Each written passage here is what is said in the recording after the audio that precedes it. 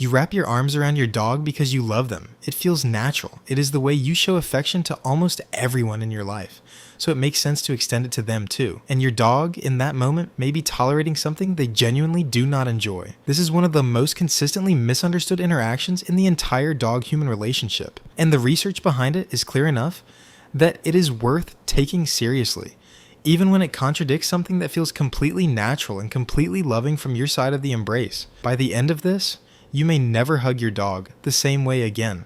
The study that started the conversation. The piece of research most people have encountered, even if only secondhand, is a 2016 analysis by psychologist Stanley Coren, who reviewed 250 photographs of dogs being hugged by their owners, sourced randomly from the internet, and coded them for visible signs of stress. The finding was striking. In the large majority of the images, the dog displayed at least one recognized canine stress signal during the hug. Ears pinned back, whale eye, a turned away head, a low or tucked tail, or a generally stiff, frozen body posture. Only a small minority of the dogs photographed showed body language consistent with actual comfort during the embrace. This was not a peer-reviewed controlled study, and Coren was clear about its limitations as an informal analysis, but it sparked a genuine and ongoing conversation in the veterinary behavior community, because the pattern it identified lines up consistently with what canine body language research has independently established for decades. It also struck a nerve publicly precisely because it challenged something almost every dog owner does instinctively and considers completely benign.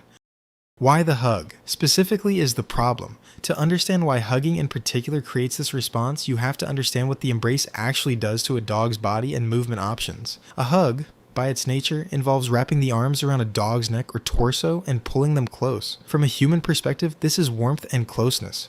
From a canine perspective, it is something closer to restraint. The dog's front legs are often pinned or restricted. Their ability to move away, which is the primary tool dogs use to regulate uncomfortable social interactions, is removed for the duration of the hug. In canine social behavior, voluntary physical contact between dogs rarely involves this kind of restriction. Dogs greet, lean, and rest against each other, but they do not wrap their bodies around one another in a way that limits the other's ability to retreat. The hug has no direct equivalent in natural canine social interaction, which means dogs have no inherited behavioral template that interprets it as affectionate. What they do have an inherited template for is restraint by something larger and more powerful than themselves. And restraint, regardless of the emotional intention behind it, registers in that template as something to be managed rather than something to be enjoyed. This is true even when the person doing the restraining is someone the dog deeply trusts. The discomfort is rooted in the mechanics of the contact itself, not in any judgment about the relationship. The specific signals your dog is showing you if you watch closely during a hug, genuinely closely, not just glancing. There are several specific signals worth knowing how to recognize because they appear with notable consistency across dogs being hugged. Whale eye, the visible white crescent of the eye becoming exposed as the dog turns their head while keeping their gaze on the source of discomfort, is one of the most reliable stress indicators in canine body language broadly, and it appears frequently during hugging specifically. The dog is monitoring the situation while physically turning away from it, a combination that reflects discomfort they cannot fully act on. Ears pinned back and flattened against the head, lip licking that occurs outside of any food-related context, and a stillness that is distinct from relaxation, the freeze response rather than the loose-bodied ease of genuine comfort, round out the most commonly observed signals. A relaxed dog being touched in a way they enjoy has a soft, loose body. A dog tolerating an unwanted hug often goes notably still, holding their body rigid until the interaction ends. A subtler signal many owners miss entirely is the speed of departure once the hug ends. A dog that immediately moves away, shakes off, or repositions themselves the instant the arms release is often communicating relief rather than simply continuing their day as normal.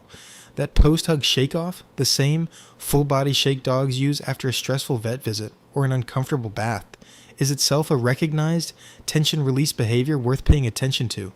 None of these signals individually proves distress in every case. Context and the individual dog matter, but their consistent appearance across large numbers of hugged dogs is what makes this pattern worth taking seriously rather than dismissing as anecdotal. Why some dogs seem fine with it. This is worth addressing directly because not every dog responds to hugging with visible stress signals, and that variation is real and worth understanding rather than ignoring. Individual temperament plays a significant role. Some dogs, through a combination of genetics and extensive positive early exposure to restraint-like contact, genuinely tolerate or even enjoy being hugged by their specific trusted person. The relationship and history matter enormously. A dog with a deeply secure attachment to their owner may experience a hug from that specific person very differently than the same physical action from a stranger. Breed and individual variation also play a role, with some dogs displaying generally higher tolerance for close physical restraint than others as a matter of temperament rather than training. Dogs that were gradually and positively conditioned to physical restraint from a young puppyhood in a way that never paired the experience with fear often carry a genuinely higher tolerance into adulthood than dogs who never had that exposure. But tolerance is not the same as enjoyment, and this distinction matters enormously. A dog that does not pull away, does not growl, does not show obvious resistance may still be tolerating rather than enjoying the interaction, sitting quietly through something uncomfortable because they trust you and do not want to create conflict, not because the hug itself feels good to them. Reading the subtler signals, the stillness, the lip lick, the turned head, is what distinguishes genuine comfort from polite tolerance. What your dog actually wants instead. Understanding that the full body hug is not the most effective channel for physical affection does not mean physical affection itself is the problem. Dogs clearly want and need physical contact and connection with their people. The issue is specifically the mechanics of the hug, not contact in general. The forms of touch that research and direct behavioral observation consistently show dogs respond to with genuine relaxation include chest scratches, slow strokes, moving in the direction of the fur rather than against it, a gentle scratch at the base of the tail, and ear rubs at the base where many dogs carry tension. Importantly, these forms of touch all leave the dog's movement and exit options intact. They can lean in further if they want more, or shift away if they want less, without needing to escape a restrictive hold first. A still, resting hand placed gently on a dog's side or back, without gripping, without pulling them close, simply present, often produces the kind of relaxed, soft-bodied response that a hug rarely does. The dog has agency throughout. They are choosing the contact rather than being held in it. This single shift, from holding to offering, is often enough to transform an interaction a dog merely tolerates into one they genuinely seek out. How to tell if your specific dog is the exception. Rather than applying this as a blanket rule, the most useful approach is learning to read your own dog's specific response, since the research establishes a general pattern rather than an absolute one. Hug your dog the way you normally would, and actually watch their body during it rather than focusing on your own experience of the embrace. Look for the specific signals: whale eye, pinned ears, lip licking, a stiff and still posture, versus a genuinely soft, loose body that leans into the contact rather than away from it.